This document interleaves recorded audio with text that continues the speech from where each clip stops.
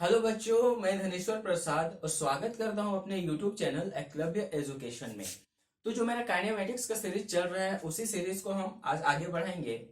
तो आगे बढ़ने से पहले हम एक बार पिछला वीडियो में क्या पढ़े हैं उसे एक बार रिकॉल कर ले, याद कर ले। तो हमने पिछला वीडियो में एक्सलरेशन के बारे में बात कर रहे थे, फिर हमने देखा कि एवरेज एक्सलरेशन और इंस्टेंटेनियस एक्सलरेशन क्या होता है, उसका यूनिट भी देखा, मीटर पर सेकेंड स्क्वायर होता है। और जो एक्सलरेशन है वो एक वेक्टर क्वांटिटी होता है। तो हम आज आगे बढ़ते हैं। हमने एक्सलरेशन को डिफाइन किया था। एक्सलरेशन होता है basically rate of change of velocity with respect to time, और इंस्टेंटेनियस एक्सलरेशन को हम ऐसे लिख सकते हैं dv अपॉन dt। अब हमें पता है वेलोसिटी को हम कैसे डिफाइन करते हैं, dx अपॉन dt।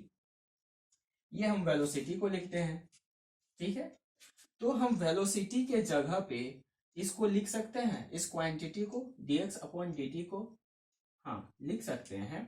तो d बाय dt, यहाँ पे इस क्वांटिटी को लिखेंगे dx बाय dt, तो मेरा क्या आ जाएगा d2x बाय dt स्क्वायर। मेरा एक्सलरेशन निकल के क्या आ गया, ये आ गया। इसका मतलब मैं आपको क्लियर करता हूं, उससे पहले कि ये आपको पता नहीं क्लियर हुआ क्या नहीं, लेकिन मैं आपको क्लियर करने का कोशिश करता हूं। ये d2x बाई dt स्क्वायर हुआ कैसे, तो मैं आपको बता दूं, किसी भी चीज को डबल डिफ्रेंशिएट मतलब दो बार डिफ्रेंशिएट करूंगा तो मेरा ये क्वांटिटी आएगा d2x बाई dt स्क्वायर। एक एग्जाम्पल लेके आपको समझाता हूँ। कोई मेरा फंक्शन दिया हुआ है y equal to x raise to power 5।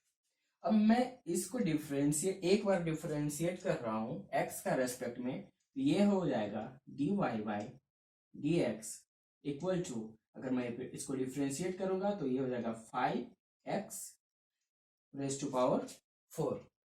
अब मैं इसको डबल डिफरेंशिएट कर रहा हूं तो इसको लिखूंगा d2y by d x square equal to, ये हो जाएगा 5 into 4 x raise to power 3 equal to 20x raise to power 3। अगर मैं डबल डिफरेंशिएट करता हूं तो इस फॉर्म में लिखता हूं, उसी तरह मैं इसको डबल डिफरेंशिएट कर रहा हूं, इसीलिए मैंने इस फॉर्म में लिखा। आई होप अब आपको क्लियर हो गया होगा। इसको मैं इस तरह से भी लिख सकता हूं, अगर ये y है मेरा तो इसको y प्राइम एक डेस लगाऊंगा, अगर मैं डबल डिफरेंशिएट कर रहा हूं तो यहाँ पे डबल डेस लगाऊंगा। तीन बार डिफरेंशिएट करूंगा तो यहाँ पर 3 डेस लगाऊंगा और इसको लिखूंगा d cube y by D x cube. इस तरह से मेरा आगे चलते जाएगा और मैं डिफरेंशिएट करूंगा तो ये हो जाएगा ये से d raise to power 4 by D X raise to power 4, यहाँ y पे ये हो जाएगा, ठीक है।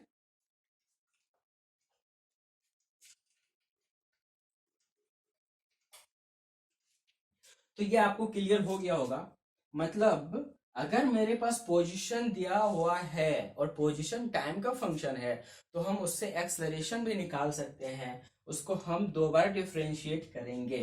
मान लेते हैं मेरा पोजीशन दिया हुआ है टी स्क्वायर प्लस 2t, ये मेरा पोजीशन का फंक्शन है।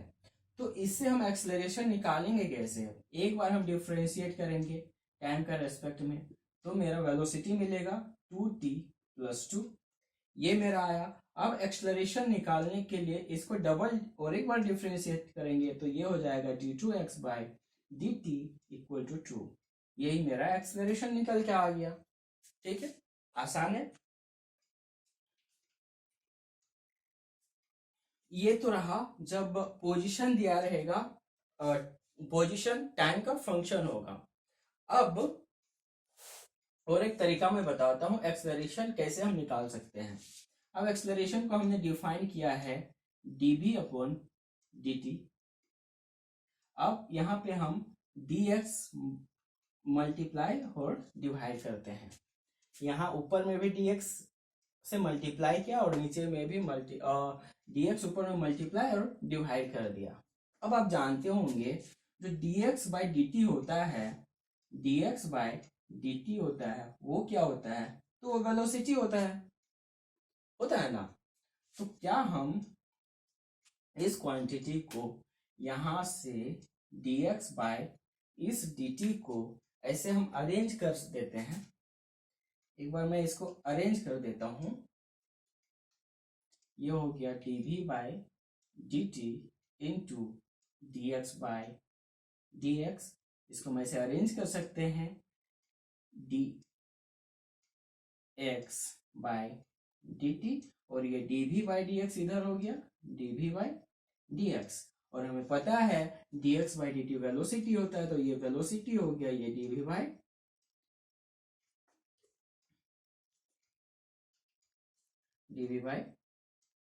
dx हो गया। ये मेरा एक्सलरेशन आ गया। अब ये एक्सलरेशन कब हम फाइंड करेंगे? जब वेलोसिटी दिया रहेगा और वेलोसिटी x का फंक्शन होगा, मतलब पोजीशन का फंक्शन होगा, तब हम फाइंड करेंगे। यानी कि मेरे पास वेलोसिटी दिया हुआ है v equal to X square plus 4x। जो वेलोसिटी है पोजीशन का फंक्शन है, x का फंक्शन है। उस समय हम इसको अप्लाई करेंगे, और जब मेरा पोजीशन दिया रहेगा, टाइम का फंक्शन होगा, उस समय हम इसको अप्लाई करेंगे। ठीक है।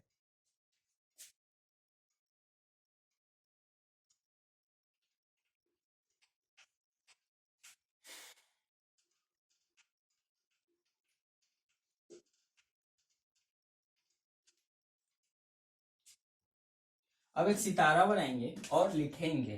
क्या लिखना क्या है?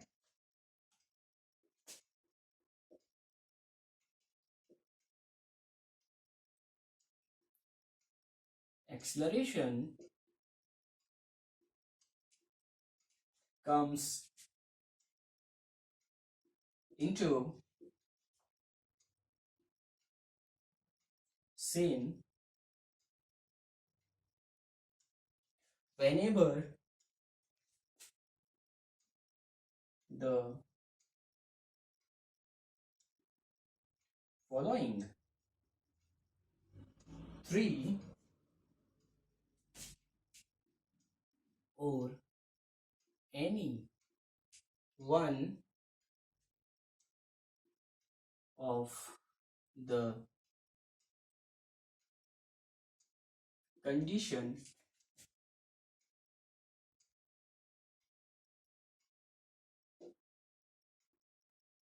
fulfilled।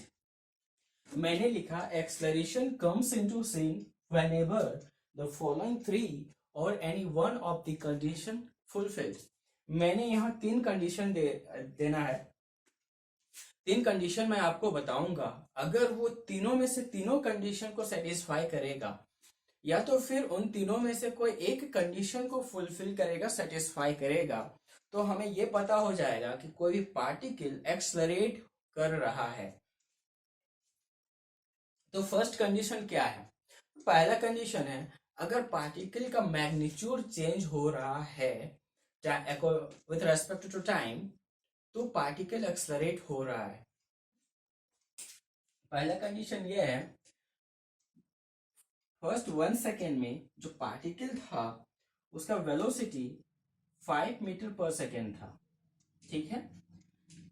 दूसरे सेकेंड में जो पार्टिकल का वेलोसिटी होता है वो 10 मीटर पर सेकेंड हो जाता है। इसका मतलब जो पार्टिकल है उसका वेलोसिटी कंटिन्यूअसली चेंज हो रहा है टाइम का रेस्पेक्ट में। इसका मतलब यह है कि पार्टिकल एक्सलरेट हो रहा है। दूसरा कंडीशन क्या है? अगर उसका मैग्नीट्यूड कांस्टेंट है, मैग्नीट्यूड में कोई बदलाव नहीं हो रहा है, पर वो अपना डायरेक्शन हर एक इंस्टेंट में बदल रहा है, तो फिर पार्टिकल एक्सलरेट कर रहा है। पार्टिकल सर्कुलर पाथ ले रहा है।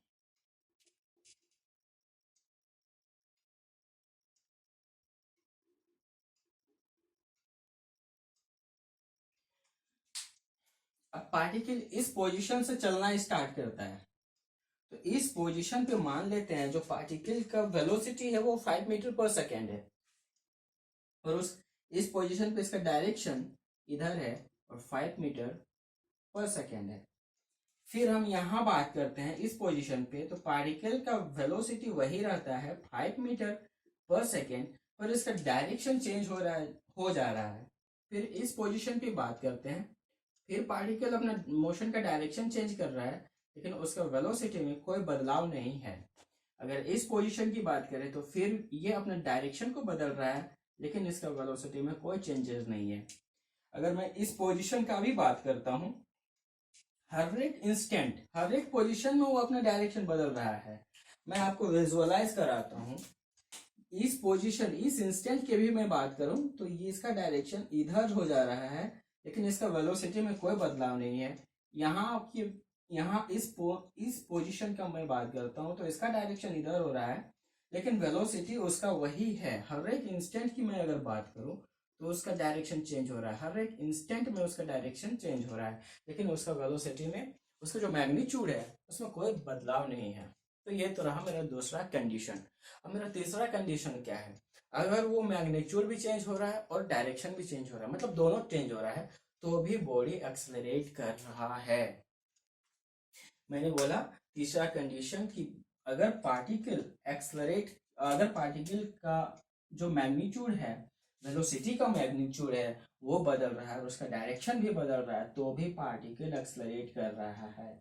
यहाँ भी पार्टिकल एक सर्कुलर पाथ में मैं दिखा रहा हूँ। अब इस इंस्टेंट की बात करता हूँ, इस इंस्टेंट की। तो यहाँ पार्टिकल का मोशन का डायरेक्शन इधर है। मान लेता हूँ जो इनिशियल वेलोसिटी है 5 मीटर पर सेकेंड है। यहाँ पे आता हूँ मैं, ये भी अपना मोशन का डायरेक्शन चेंज कर लिया। अब इसका वेलोसिटी 10 मीटर पर सेकेंड हो गया। यहाँ पे मैं आया, यहाँ पे भी डायरेक्शन चेंज किया, यहाँ हो गया इसका 15 मीटर पर सेकेंड। और यहाँ पे आया, यहाँ पे हो गया इसका 20 मीटर पर सेकेंड। यानी कि तीसरा कंडीशन ये हुआ कि जो पार्टिकल है वो अपना मोशन का डायरेक्शन भी बदल रहा है अकॉर्डिंग टू टाइम, और अपना वेलोसिटी का मैग्नीट्यूड भी बदल रहा है। तो अगर ये तीनों कंडीशन फुलफिल करे, या तो फिर कोई एक कंडीशन को फुलफिल करे, तो हमें ये पता चल जाता है कि पार्टिकल एक्सलरेट कर रहा है। अब कल हमने पढ़ा था कि मेरे पास पोजीशन दिया हुआ है, सॉरी, अगर वेलोसिटी दिया हुआ है, टाइम का फंक्शन, अगर वेलोसिटी दिया हुआ है और वो टाइम का फंक्शन है, तो उसे हम पोजीशन कैलकुलेट कर कैसे करते थे वो हमने देखा, इंटीग्रेट करके करते थे। और आज हमने देखेंगे कि वेलोसिटी दिया हुआ है और वेलोसिटी से हम एक्सलरेशन कैसे फाइंड करेंगे, फिर एक्सलरेशन दिया हुआ होगा और एक्सलरेशन से फिर वेलोसिटी कैसे फाइंड करेंगे। तो पहला मेरा ये होगा, वेलोसिटी दिया हुआ है और हमें एक्सलरेशन फाइंड करना है।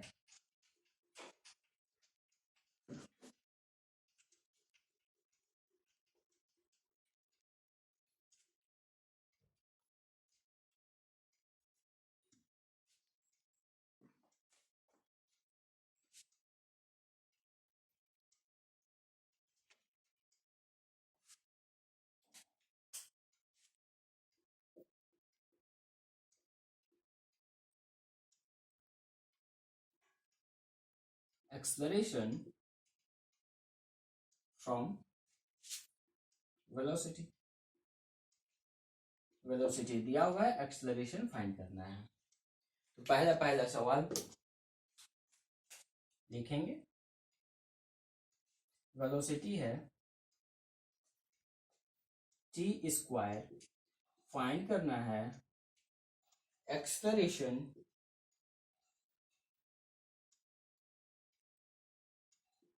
Eight T equal to 4 second. इसका वेलोसिटी दिया हुआ है T, v equal to T square, velocity time का फंक्शन है, हमें एक्सलरेशन फाइंड करना है किस टाइम पे, टी इक्वल टू 4 सेकेंड में। क्या आप कर सकते हैं? तो एक बार स्क्रीन को पॉज करें और खुद ट्राई करें। चलिए ट्राई करते हैं।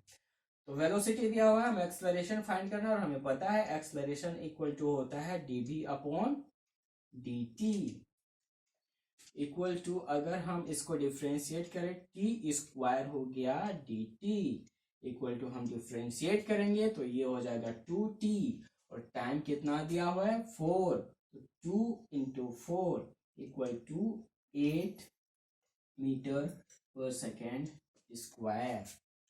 क्या आया? 8 मीटर पर सेकेंड स्क्वायर। ये मेरा एक्सलरेशन आया। सेकेंड एग्जाम्पल, फिर वेलोसिटी दिया हुआ है, ये किसका फंक्शन है, तो ये पोजीशन का फंक्शन है 2x + 4। 2x + 4 हमें वेलोसिटी फाइंड करना है, एक्सलरेशन फाइंड करना है एट x = 2 मीटर। पोजीशन दिया हुआ है, ये वेलोसिटी दिया हुआ है, पोजीशन का फंक्शन है, और x = 2 मीटर पे हमें एक्सलरेशन फाइंड करना है। अब बताओ कौन सा तरीका अपनाएंगे, a = dB/dt लगाएंगे या फिर v dB/dx लगाएंगे। बताओ, ये लगाएं या ये लगाएं। पहले तो देखना है किसका फंक्शन है, ये तो x का फंक्शन है ना, तो x से डिफरेंशिएट करना होगा, तो हमें ये लगाना होगा। अगर ये टाइम का फंक्शन होता तो टाइम से डिफरेंशिएट करते तो ये लगाते हैं, तो हम इसको लगाएंगे, इस तरीकों को अपनाएंगे। मेरा एक्सलरेशन होता है v dB/dx। अब मेरा v कितना दिया हुआ है, 2x² + 4d, फिर यहाँ v का वैल्यू पुट करेंगे 2x² + 4, इसको डिफरेंशिएट करना है x का रेस्पेक्ट में। तो इसको हम सॉल्व करते हैं तो यहाँ आ जाएगा 2x² + 4।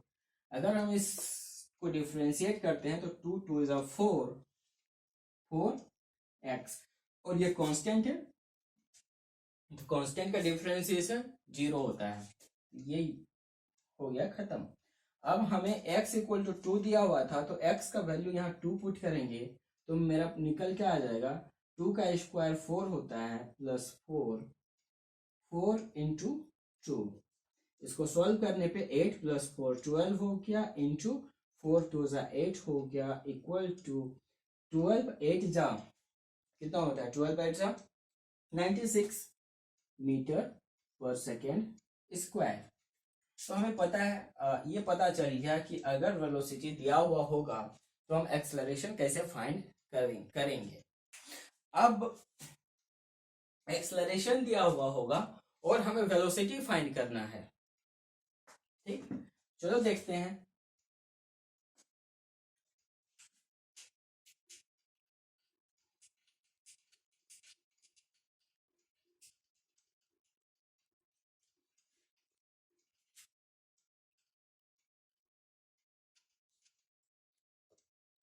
एक्सलरेशन दिया हुआ होगा और वेलोसिटी फाइंड करना है।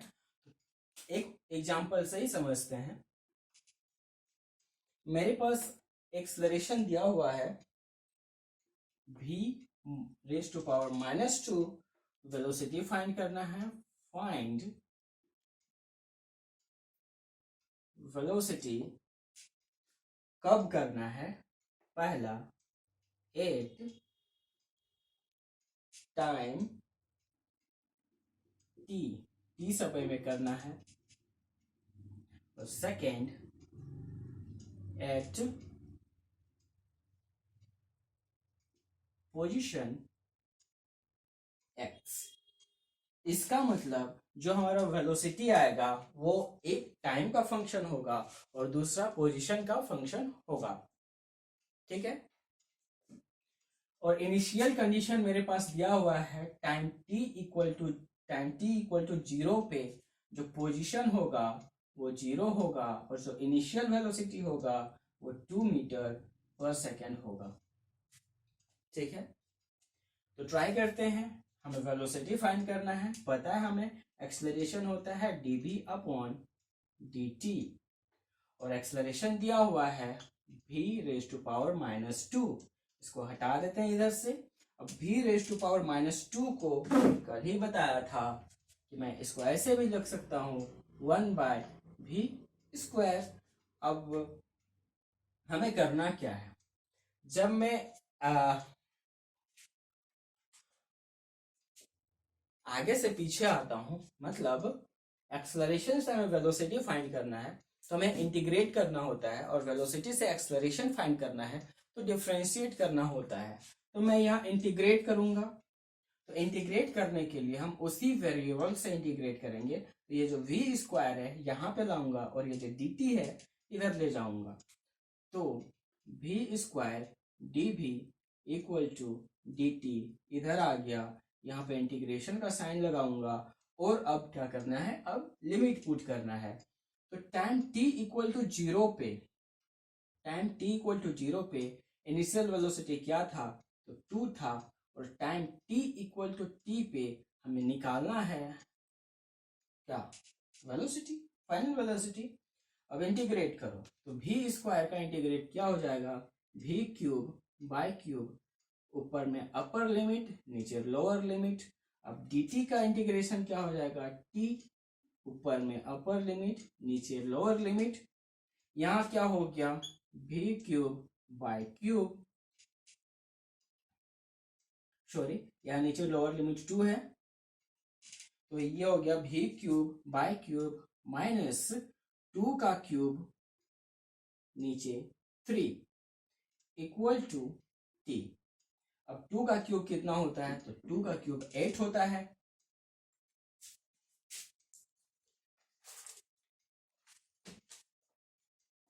तो इधर हो जाएगा v cube minus 8 equal to, यहाँ नीचे 3 आ गया एलसीएम, इधर हो गया t माइनस 8 t, यहां से जाएगा v cube minus 8 equal to 3t, फिर हो गया v cube equal to 3t, 8 को उधर लेते गए तो plus 8, v equal to 3t plus 8 का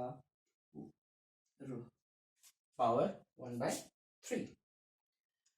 तो ये क्यूब रूट में आ गया, जो वेलोसिटी है वो क्यूब रूट में आ गया। तो ये तो पहला हुआ। अब दूसरा है,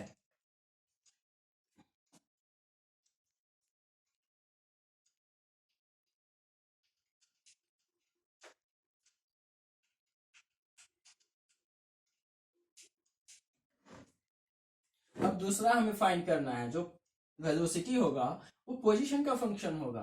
तो दूसरा फाइंड करने के लिए एक्सेलरेशन का कौन सा मेथड लगाएंगे, ये लगाएंगे v dv अपॉन dx। अब एक्सेलरेशन कितना दिया हुआ था यहाँ पे, फिर v रेज टू पावर -2, इसको इधर से हटा लेते हैं।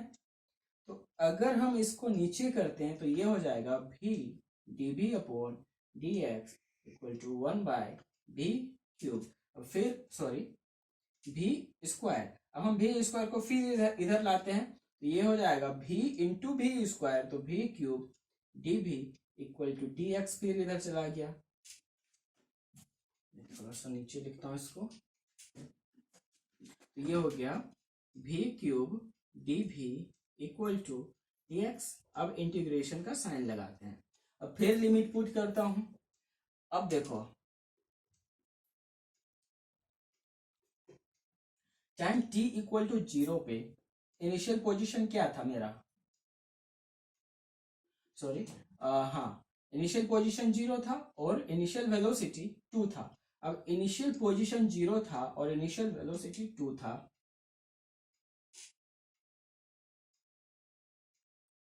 ठीक है, इनिशियल पोजीशन 0 हो गया, इनिशियल वेलोसिटी 0 हो गया। अब हमें फाइनल पोजीशन क्या है, फाइनल पोजीशन x होगा और फाइनल वेलोसिटी v होगा, ठीक। अब मैं इंटीग्रेट करता हूं इसको, तो v क्यूब का इंटीग्रेशन क्या हो जाएगा, v raise to power 4/4, upper limit ऊपर में v हो जाएगा नीचे 2 हो जाएगा, इक्वल टू dx का इंटीग्रेशन x हो जाएगा, अपर लिमिट x हो गया, लोअर लिमिट 0 हो गया। अब यहाँ पे क्या हो जाएगा, यहाँ पे मैं अपर लिमिट और लोअर लिमिट पुट करूंगा तो ऊपर हो जाएगा v रेज टू पावर 4/4, तो ये हो गया v raise to power 4/4 minus 2 की पावर 4/4 इक्वल टू x। अगर मैं अपर लिमिट पुट करूं तो x होगा, लोअर लिमिट 0 होता है तो 0 ही हो जाएगा। फिर यहां से एलसीएम लेता हूं तो ये हो जाएगा v रेज टू पावर 4, 2 की पावर 4 16 होता है, नीचे एलसीएम 4 हो गया इक्वल टू x हो गया, v raise to power 4 minus 16, अगर 4 इधर लेते जाता हूँ राइट हैंड साइड तो 4 मल्टीप्लाई हो जाएगा, फिर यहां से हो गया v रेज टू पावर 4, अगर 16 को राइट हैंड साइड लेते चलूं तो ये हो गया 4x प्लस 16 और ये मेरा हो गया v इक्वल टू क्या हो गया, v equal to 4x plus 16 की पावर 1/4। तो ये जो मेरा वेलोसिटी आया वो पोजीशन का फंक्शन है। तो मैंने 2 क्वेश्चन दिया था इसी के अंदर और दोनों क्वेश्चन ये सॉल्व हो गया। तो आई होप आपको इतना तक क्लियर हुआ होगा कि अगर एक्सलरेशन दिया है, हमें वेलोसिटी फाइंड करना है तो सिंपली इंटीग्रेट करते हैं, और वेलोसिटी दिया है, एक्सलरेशन फाइंड करना है तो हम डिफरेंशिएट करते हैं एक बार। और एक बात मैं बता दूं, अगर पोजीशन दिया है और हमें वेलोसिटी फाइंड करना है तो एक बार डिफरेंशिएट करेंगे, और वेलोसिटी दिया है और पोजीशन फाइंड करना है तो फिर एक बार इंटीग्रेट करेंगे। मैं आपको आगे चल के पूरे डिटेल में एक चार्ट बना के बताऊंगा। और फिर अगर पोजीशन से हमें एक्सलरेशन फाइंड करना है और पोजीशन टाइम का फंक्शन है तो 2 बार डिफरेंशिएट करेंगे, और फिर एक्सलरेशन से हमें पोजीशन निकालना है 2 बार इंटीग्रेट करेंगे। ठीक है,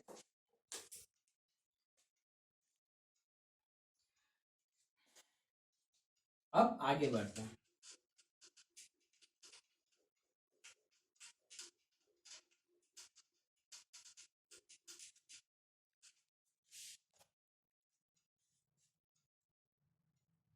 अब हेडिंग लगाएंगे equation of motion.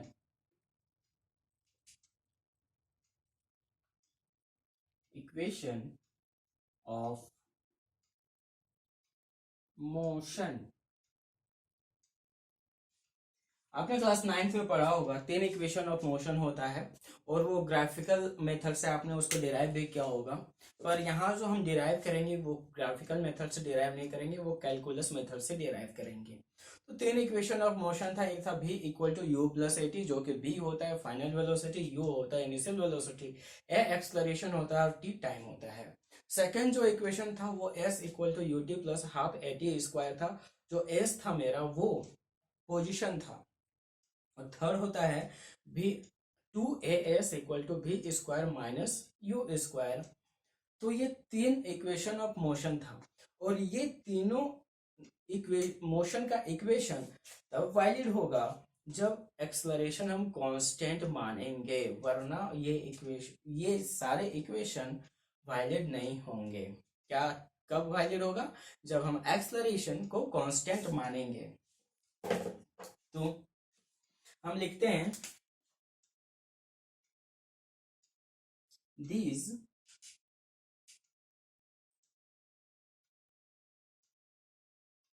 equations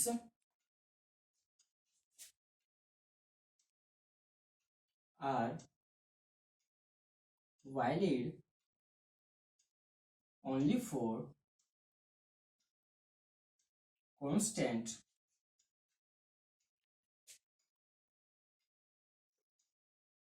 acceleration.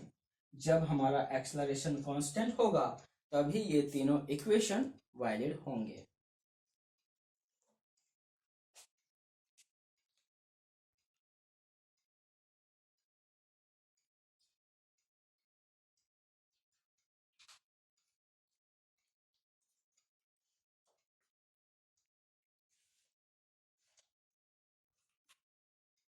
अब u क्या होता है?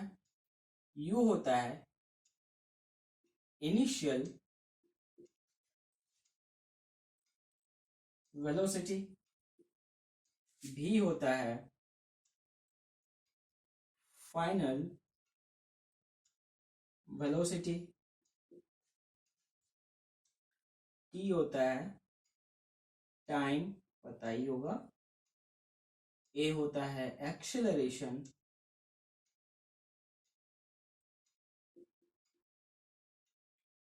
और एक्सेलरेशन क्या माने हम? कांस्टेंट। तो जो s1 होता है वो पोजीशन होता है। हम यहाँ x को नहीं मानते पोजीशन, x के जगह पे s रखते हैं। s1 इनिशियल पोजीशन होता है और s2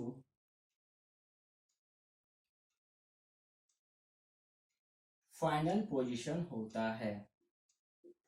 क्या यह इतना बात क्लियर हुआ? तो इसे नोट कर लें।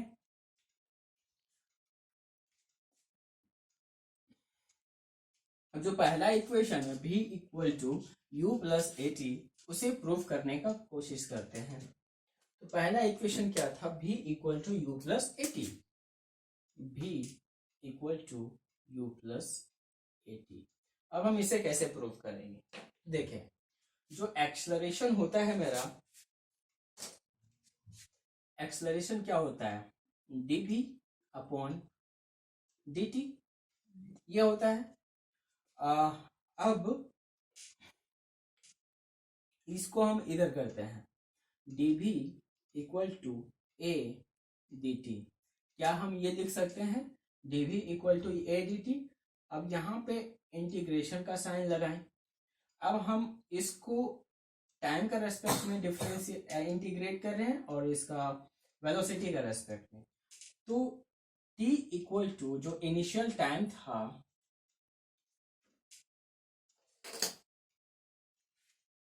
इनिशियल टाइम मेरा क्या है, initial time t equal to 0 पे इनिशियल वेलोसिटी मेरा क्या था, u, और t equal to final time पे t equal to t second पे इनिशियल वेलोसिटी, फाइनल वेलोसिटी मेरा क्या है, v। तो टाइम इक्वल टू 0 सेकेंड पे जो मेरा इनिशियल वेलोसिटी u होगा, और टाइम t इक्वल t पे final, t equal to final पे जो मेरा फाइनल वेलोसिटी है वो v होगा। अब dv का इंटीग्रेशन क्या हो जाएगा, तो b हो जाएगा। अब इसका अपर लिमिट v हो गया, लोअर लिमिट u हो गया। अब हमें पता है a को हम यहाँ वेरिएबल नहीं मान सकते हैं, क्योंकि हम dt का रेस्पेक्ट में इंटीग्रेट कर रहे हैं। तो जो मेरा a है वो कांस्टेंट है, और हमने ये भी बोला कि ये इक्वेशन तभी वैलिड होगा जब एक्सेलरेशन कांस्टेंट होगा। तो कांस्टेंट टर्म बाहर आ जाता है, और बाहर आने के बाद किसका इंटीग्रेशन होता है, तो dt का इंटीग्रेशन होता है, और dt का इंटीग्रेशन t हो जाएगा। अब t पे हम लिमिट लगाएंगे, अपर लिमिट t हो जाएगा, लोअर लिमिट 0 हो जाएगा।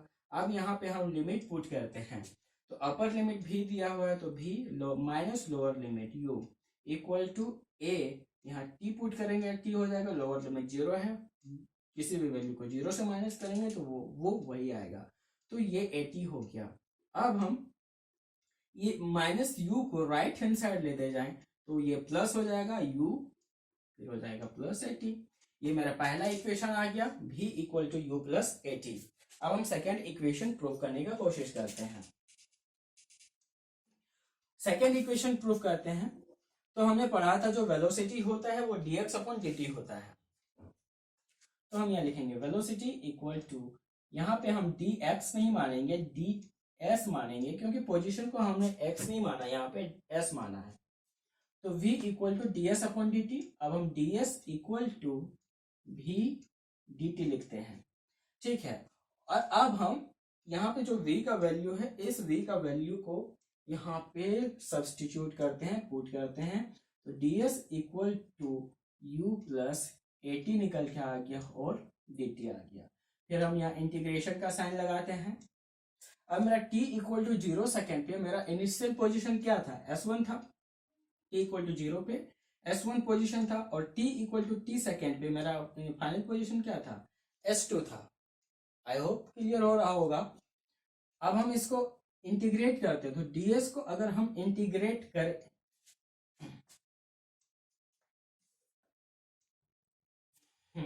मैं आपको और इसको एक्सपेंड करके बताता हूं। तो यहाँ पे मेरा s1 lower limit, s2 upper limit, ds इधर से जो लिमिट है वो 0 है, और ये t है, ये u आ गया, इसको हम इसे मल्टीप्लाई करते हैं तो ये dt हो गया, प्लस करते हैं, और ये 0 t, a कांस्टेंट टर्म है, इसको हम बाहर ले सकते हैं, यहाँ t हो गया और dt हो गया। इसको मैं और एक्सपेंड कर दिया। अब मैं इसको इंटीग्रेट कर रहा हूं, तो ds है, और ds को मैं इंटीग्रेट करूंगा तो s हो जाएगा। अपर लिमिट क्या है, s2 है, लोअर लिमिट s1 है, इक्वल टू u मेरा यहाँ पे कांस्टेंट है, u बाहर आ जाएगा, तो dt का इंटीग्रेशन t हो जाएगा। अपर लिमिट t है, लोअर लिमिट 0 है। फिर यहाँ a तो कांस्टेंट का कांस्टेंट ही ऐसे ही बाहर आ जाएगा, t का इंटीग्रेशन t स्क्वायर बाई 2 हो जाएगा। इसका अपर लिमिट t है, लोअर लिमिट 0 है। अब हम लिमिट पुट करते हैं, तो upper limit s2 minus lower limit s1 equal to upper limit T put करेंगे तो टी हो जाएगा, लोअर लिमिट 0 पुट करेंगे तो टी माइनस 0 हो जाएगा, और वो फिर जैसे अपर लिमिट टी पुट किया, लोअर लिमिट 0 पुट किया, तो टी माइनस 0 हमें टी ही देगा, कोई और वैल्यू नहीं देगा। तो इसको हम यूटी लिख सकते हैं प्लस ए। अब ये जो हाफ है इसको हम बाहर लिख सकते हैं, टी स्क्वायर, यहाँ अपर लिमिट टी स्क्वायर हो जाएगा माइनस लोअर लिमिट 0 का स्क्वायर हो जाएगा, तो T square minus 0 square equal to T ही स्क्वायर हो जाएगा, तो यहाँ पे टी स्क्वायर हो गया। अब हम t इक्वल टू 0 सेकेंड पे इनिशियल पोजिशन, इनिशियल टाइम पे मतलब इनिशियल पोजीशन को हम ओरिजिन मान लेते हैं, मतलब कि क्या मानना है इनिशियल पोजीशन को,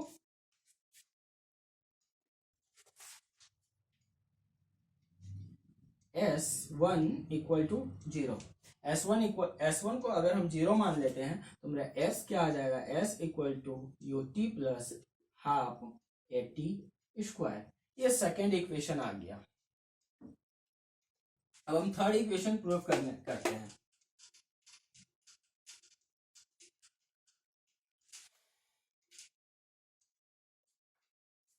मेरा थर्ड इक्वेशन क्या था, मेरा थर्ड इक्वेशन ये था 2as equal to v square minus U square.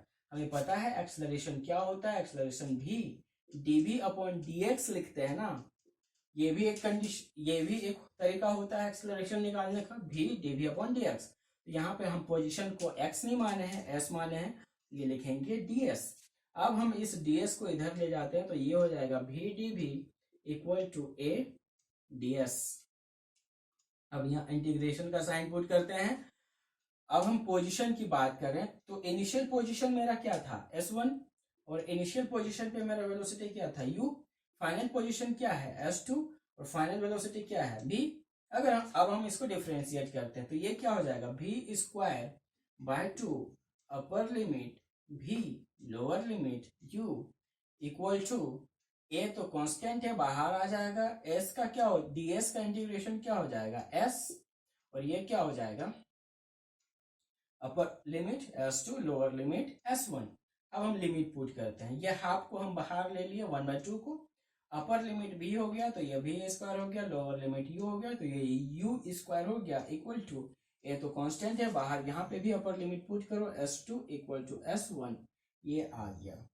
अब करना क्या है, हम इनिशियल पोजीशन पे टाइम t इक्वल टू 0 पे जो मेरा इनिशियल पोजीशन होगा वो ओरिजिन होगा, तो टाइम t इक्वल टू 0 पे इनिशियल पोजीशन को अगर हम ओरिजिन मानते हैं तो मेरा ये हो जाता है v square minus U square equal to a s s2 को, और s2 को हम s मान लेते हैं, तो ये मेरा ये हो गया। अब ये हाफ को हम इधर लाते हैं तो हाफ इधर मल्टीप्लाई हो जाता है,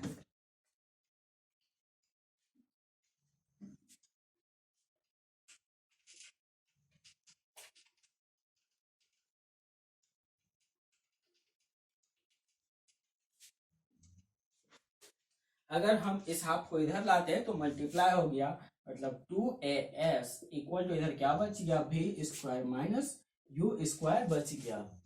ठीक है, तो ये मेरा थर्ड इक्वेशन आ गया। तो हमने क्या देखा, जो फर्स्ट इक्वेशन था वो था v equal to U plus A T. Second equation क्या था, s equal to U T plus half A T square. Third equation ये था 2as equal to v square minus U square. अब एक star बना के लिख लें इन तीनों इक्वेशन में, in these equations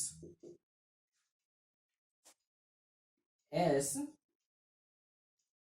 represent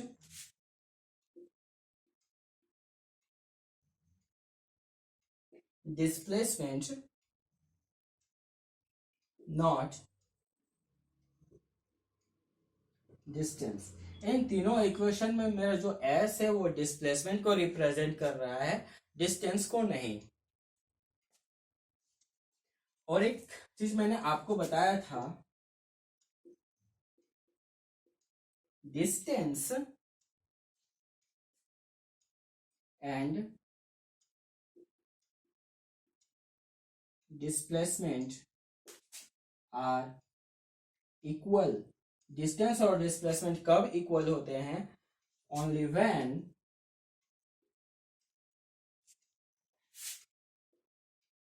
the particle travels in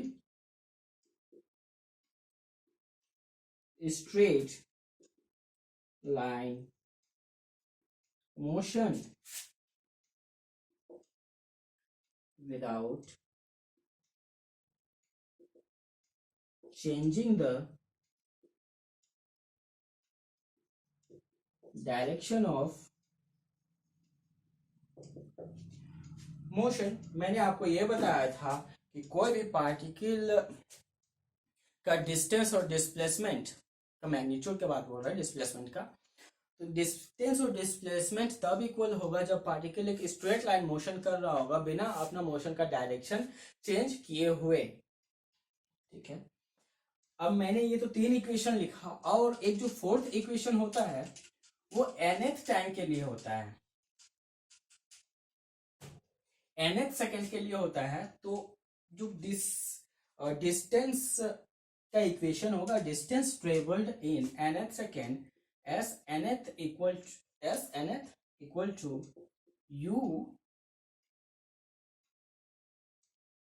plus a by 2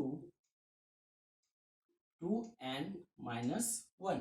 ये किसका इक्वेशन है? Distance travelled in nth second, distance travelled in nth second. nth second में पार्टिकल कितना डिस्टेंस ट्रेवल करेगा, वो उसी का इक्वेशन है। ठीक, अब आगे बढ़ते हैं।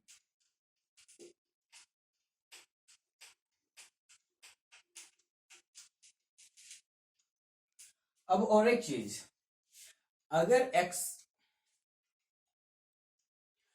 एक्सलरेशन घट रहा है तो इसका मतलब ये नहीं होता है कि वेलोसिटी घट रहा है। 2 टाइप का एक्सलरेशन होता है, एक पॉजिटिव एक्सलरेशन होता है और एक नेगेटिव एक्सलरेशन होता है। नेगेटिव एक्सलरेशन को हम रिटार्डेशन भी बोल सकते हैं और डी एक्सलरेशन भी बोल सकते हैं। तो नेगेटिव पॉजिटिव एक्सलरेशन कब होता है? जब किसी ऑब्जेक्ट का वेलोसिटी टाइम का रेस्पेक्ट में बढ़ रहा है, तब हम उसको पॉजिटिव एक्सलरेशन बोलेंगे। Rate of change of velocity increasing in rate of change of velocity with respect to time, तो हम उसको पॉजिटिव एक्सलरेशन बोलेंगे। पर जो नेगेटिव एक्सलरेशन है उसका मतलब ये नहीं कि वेलोसिटी घट रहा है। नेगेटिव एक्सलरेशन यानी कि बॉडी रिटार्ड कर रहा है, डी एक्सलरेट हो रहा है, रुक रहा है, तो इसका मतलब ये नहीं कि पार्टिकल का वेलोसिटी घट रहा है। नहीं, ये नहीं, पार्टिकल का वेलोसिटी घटने का रेट घट रहा है, बढ़ रहा है। मतलब decrease in acceleration doesn't mean that velocity will decrease. It rather mean that rate of increase of velocity has gone down. इसका मतलब ये हुआ कि अगर कोई बॉडी एक्सलरेट कर रहा था और वो अब स्लो हो रहा है, तो इसका मतलब ये नहीं कि उसका वेलोसिटी में घट रहा है, डिक्रीमेंट हो रहा है। इसका मतलब ये है कि उसका जो वेलोसिटी बढ़ने का रेट था,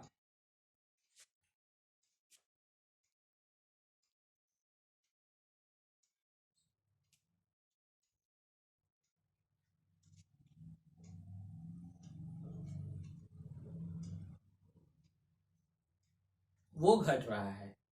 आए समझ में? मतलब कोई भी पार्टिकल अगर मूव कर रहा है तो इसका मतलब ये नहीं है कि उसका कोई भी पार्टिकल अगर डी एक्सलरेट हो रहा है तो इसका मतलब ये नहीं कि उसका वेलोसिटी में डिक्रीमेंट हो रहा है। उसका जो वेलोसिटी बढ़ने का रेट था वो घट रहा है। मैं आपको एग्जांपल लेके समझाता हूँ। अगर मेरा एक्सलरेशन दिया हुआ है 10 मीटर पर सेकेंड स्क्वायर, ये मेरा 10 मीटर पर सेकेंड स्क्वायर दिया हुआ है, और इनिशियल वेलोसिटी मेरा 0 दिया हुआ है, तो हम फाइनल वेलोसिटी निकालेंगे u प्लस 80 से। तो फर्स्ट 1 सेकेंड में मेरा वेलोसिटी क्या होगा, इनिशियल वेलोसिटी तो 0 हो गया, एक्सेलरेशन 10 दिया हुआ था, फर्स्ट 1 सेकेंड में मेरा वेलोसिटी हो गया क्या, 10 मीटर पर सेकेंड, 10 मीटर पर सेकेंड। अब हम एक्सेलरेशन को घटाते हैं, कितना घटाते हैं, तो एक्सेलरेशन को अब हम 8 मीटर पर सेकेंड कर देते हैं, 8 मीटर पर सेकेंड स्क्वायर करते हैं। तो अब मेरा वेलोसिटी यहाँ पे क्या था, वेलोसिटी था 10 मीटर पर सेकेंड।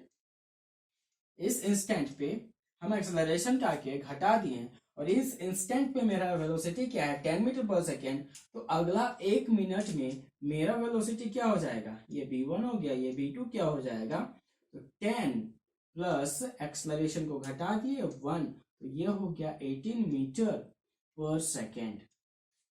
तो यहाँ आप देख पाए कि मैंने एक्सेलरेशन को घटाया, इसका मतलब ये नहीं हुआ कि वेलोसिटी घटा, वेलोसिटी बढ़ने का रेट घटा, वेलोसिटी बढ़ने का रेट घटा। यानी कि मेरा इस सेकेंड में, फर्स्ट सेकेंड में मेरा पार्टिकल का वेलोसिटी 10 मीटर पर सेकेंड था, दूसरे सेकेंड में मेरा पार्टिकल का वेलोसिटी 20 मीटर पर सेकेंड होना चाहिए था, पर 20 मीटर पर सेकेंड नहीं हुआ, बल्कि 18 मीटर पर सेकेंड हुआ। मतलब वेलोसिटी जो बढ़ रहा था उस रेट से नहीं बढ़ा, उसका जो बढ़ने का रेट है वो घट गया। तो आई होप आपको क्लियर हुआ होगा कि एक्सेलरेशन का घटने का मतलब ये नहीं कि वेलोसिटी घटना हुआ, एक्सेलरेशन का घटने का ये मतलब हुआ कि जो उसका वेलोसिटी का बढ़ने का रेट था वो घटा। अब अगर एक्सेलरेशन और वेलोसिटी का डायरेक्शन सेम हो, अगर पार्टिकल एक्सेलरेट कर रहा है और उसका एक्सेलरेट कर रहा है पॉजिटिव एक्स डायरेक्शन की ओर, और उसका वेलोसिटी भी पॉजिटिव एक्स डायरेक्शन की ही ओर है, तो वेलोसिटी पॉजिटिव होगा, मतलब बढ़ेगा। और फिर अगर हम बात करें कि पार्टिकल एक्सेलरेट कर रहा है नेगेटिव एक्स डायरेक्शन की ओर, उसका वेलोसिटी भी नेगेटिव एक्स डायरेक्शन की ही ओर है, तो भी उसका वेलोसिटी बढ़ेगा।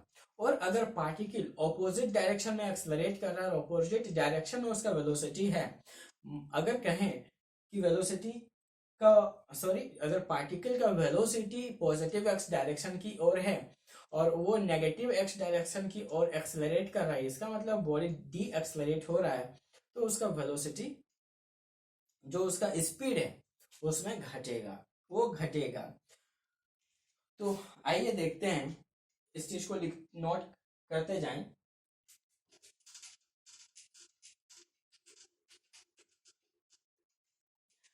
हमने देखा कि अगर दोनों का डायरेक्शन सेम हो, अगर वेलोसिटी का डायरेक्शन पॉजिटिव एक्स डायरेक्शन की और एक्सेलरेशन का डायरेक्शन पॉजिटिव एक्स डायरेक्शन की हो, और अगर वेलोसिटी का डायरेक्शन नेगेटिव एक्स डायरेक्शन की और एक्सेलरेशन का डायरेक्शन नेगेटिव एक्स डायरेक्शन की ओर है, तो अगर हम वेलोसिटी बढ़ेगा मतलब सेम डायरेक्शन की हमने बात किया है, तो सेम डायरेक्शन में जो वेलोसिटी है वो हमेशा बढ़ता है, डिक्रीजेस।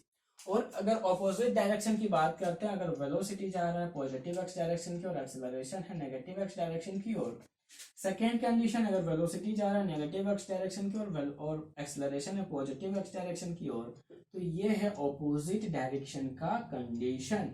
और ऑपोजिट डायरेक्शन में जो वेलोसिटी होता है वो घटता है, डिक्रीजेस। केसेस लेते हैं, अब हम केसेस में समझते हैं, दो एग्जांपल लेके समझने की कोशिश करते हैं इस चीज को।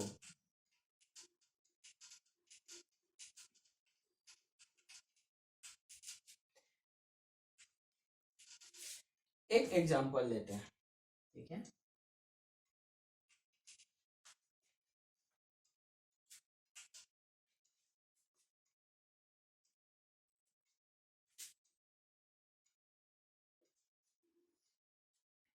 मेरा कोई एक पार्टिकल है जो पॉजिटिव एक्स डायरेक्शन की ओर जा रहा है और उसका वेलोसिटी क्या है, 10 मीटर पर सेकेंड है, और उसका एक्सेलरेशन भी पॉजिटिव एक्स डायरेक्शन की ओर है, और एक्सेलरेशन क्या है, 5 मीटर पर सेकेंड स्क्वायर है पार्टिकल का। केस 1। और दूसरा केस क्या है, जो पार्टिकल का वेलोसिटी है वो पॉजिटिव एक्स डायरेक्शन की ओर है और 10 मीटर पर सेकेंड ही है, और जो उसका एक्सलरेशन है वो नेगेटिव एक्स डायरेक्शन की ओर हो जाएगा और -5 मीटर पर सेकेंड स्क्वायर हो जाएगा। तो मैंने केस 1 की बात करना है पहले। तो केस 1 में हम वेलोसिटी निकालते हैं पार्टिकल का, तो u प्लस एटी करना है। इनिशियल वेलोसिटी मेरा क्या था, 10 था। एक्सलरेशन क्या था, 5 था। फर्स्ट 1 सेकेंड की बात करते हैं तो मेरा पार्टिकल का वेलोसिटी 15 मीटर पर सेकेंड निकल के आ गया। अब नेक्स्ट 1 सेकेंड की अगर मैं बात करूं तो मेरा वेलोसिटी क्या होना है, तो फिर इनिशियल वेलोसिटी 10 लेता हूं, फिर 5 इंटू दूसरे सेकेंड में क्या हो जाएगा, तो 10 इक्वल टू 20 मीटर पर सेकेंड। तो इस तरह से मैं देख रहा हूं कि अगर वेलोसिटी और एक्सेलरेशन का डायरेक्शन सेम है तो वेलोसिटी बढ़ते जा रहा है। ये तो मेरा केस 1 हुआ। अब मैं केस 2 की बात करता हूं। केस 2, इस केस में वेलोसिटी का डायरेक्शन और एक्सेलरेशन का डायरेक्शन मैं उल्टा ले रहा हूं। तो यहाँ पे मैं वेलोसिटी निकालता हूँ u plus A T. Velocity क्या लेना है, वेलोसिटी 10 लेना है, एक्सेलरेशन -5 लेना है और टाइम 1 सेकेंड लेना है। तो ये 10 माइनस 5 इक्वल टू 5 मीटर पर सेकेंड हो गया। नेक्स्ट 2 सेकेंड की बात करता हूँ। u कितना हो गया मेरा, 10 हो गया, माइनस एक्सेलरेशन 5 हो गया। दूसरे सेकंड की बात करता हूँ तो 10 माइनस 10 हो गया 0 मीटर पर सेकंड भैया, 0 मीटर पर सेकंड हो गया। यहाँ में मेरा वेलोसिटी क्या था, 5 मीटर पर सेकंड। 5 से कितना आ गया, 0। तो इससे ये पता चलता है कि अगर दोनों का डायरेक्शन ऑपोजिट हो तो वेलोसिटी घटेगा, और अगर दोनों का डायरेक्शन सेम हो तो वेलोसिटी बढ़ेगा। ठीक है।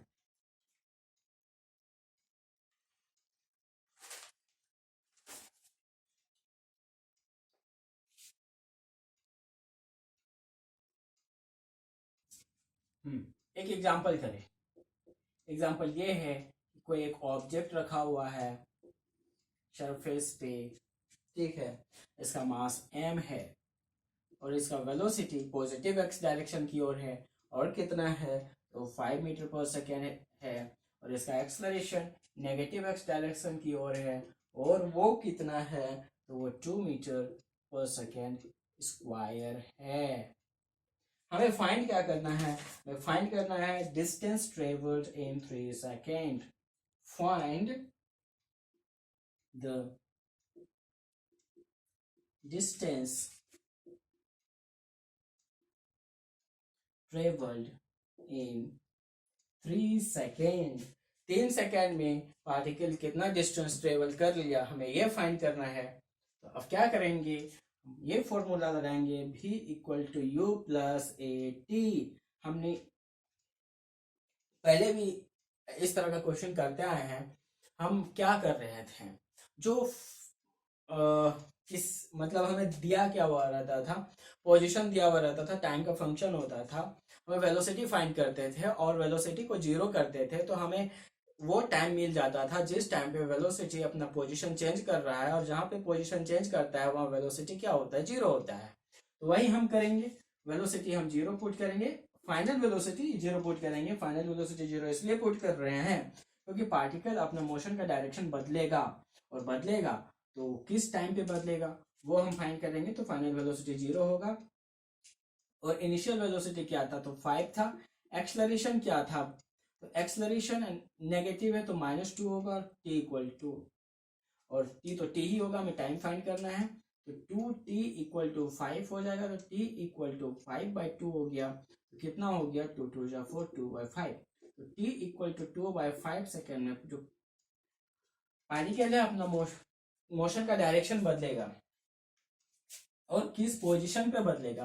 तो पोजीशन हम कैसे निकालेंगे, s1 equal to U T plus half A T square से निकाल सकते हैं। s1 निकालने के लिए इनिशियल वेलोसिटी 5 था, टाइम t इक्वल टू 2.5 पे हो रहा है, बाय 1/2 -2 किस टाइम पे हो रहा है, 2.5 का स्क्वायर पे हो रहा है। तो 2.5 इंटू 5 कितना हो जाएगा भाई साहब, है भाई साहब, तो करो भाई साहब। तो 5 5 जा 25 का 5 5 2 जा 10 और 2 12, ये हो गया। प्लस ये हाफ हाफ कैंसिल हो गया, तो ये माइनस साइन बाहर आ गया। 2.5 का स्क्वायर कितना हो जाएगा, तो 6.25 हो जाएगा। और 12.5 माइनस 6.25 ये हो जाएगा 6.25 मीटर। तो इस पोजीशन पे अब जो पार्टिकल है अपना मोशन का डायरेक्शन बदलेगा। अगर यहां से मैं देखूं, ठीक है, तो पार्टिकल कहां से चलना शुरू किया था, पार्टिकल ओरिजिन से चलना शुरू किया था और यहाँ पे जाके t इक्वल टू 2.5 सेकेंड में, मतलब s इक्वल टू 6.25 मीटर में अपना पोजीशन का डायरेक्शन बदल रहा है। हमें फाइंड करना था डिस्टेंस कितना, 3 सेकेंड में, और पार्टिकल 2.5 सेकेंड में इतना चल गया, तो जो नेक्स्ट 0.5 सेकेंड बचा, तो उस 0.5 सेकेंड में पार्टिकल कितना डिस्टेंस और ट्रेवल कर लेगा, तो 0.5 सेकेंड में करेगा कितना करेगा, S2 निकालते हैं equal to UT plus half 80 square, तो UT 5 इंटू टाइम 0.5 सेकेंड के लिए निकाल रहे हैं, प्लस हाफ एक्सलेरेशन -2 है, 0.5 का स्क्वायर करेंगे इक्वल टू 5 5 25, 2.5 माइनस 0.5 कितना हो जाएगा भाई साहब, अब 1 मिनट, सॉरी यहाँ मिस्टेक हुआ हल्का सा। मैंने अब जो 0.5 सेकेंड बचा, तो 0.5 सेकेंड के बाद पार्टिकल कहीं इधर मुड़ के आएगा, तो इनिशियल वेलोसिटी मेरा यहाँ क्या हो गया, इनिशियल वेलोसिटी 0 हो गया, तो इनिशियल वेलोसिटी हम 0 पुट करेंगे, प्लस हाफ एक्सेलरेशन -2 था और टाइम कितना हो गया 0.5 का स्क्वायर, इसको काट दिया, तो ये मेरा क्या आ गया, तो आ गया -0.5 हाफ, तो ये हो गया 0.25 मीटर, ठीक, 0.25 मीटर आ गया।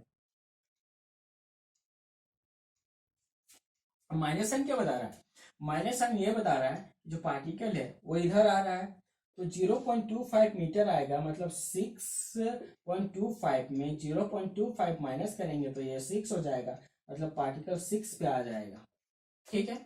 अब हमें क्या निकालना था, डिस्टेंस ट्रेवल्ड इन 3 सेकेंड, टोटल डिस्टेंस कितना हो जाएगा, पार्टिकल यहां से चलना शुरू किया था, यहां पहुंचा, यहां से फिर पलटी मारा और फिर 6 पे आया, तो कितना आ गया 6.25, और ये कितना डिस्टेंस हो गया 0.25, तो टोटल डिस्टेंस कितना हो गया, total distance equal to 6.25 plus 0.25 plus 0.25 equal to 6.5 metre, ये मेरा निकल के आ गया। तो मैंने आज एक्सेलरेशन पे पूरा बात किया कि क्वेश्चन भी देखे हमने। जो मेरा नेक्स्ट वीडियो है वो मोशन अंडर ग्रेविटी के बारे में बात करेंगे।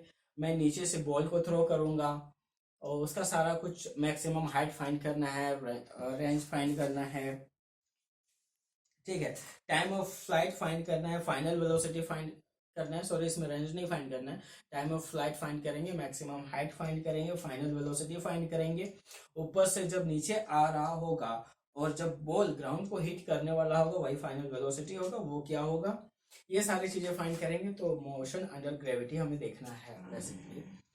तो अगर वीडियो पसंद आए तो लाइक करें, शेयर करें, और आप चैनल में नए हैं तो चैनल को जरूर सब्सक्राइब करें और बेल आइकन को जरूर दबा लें।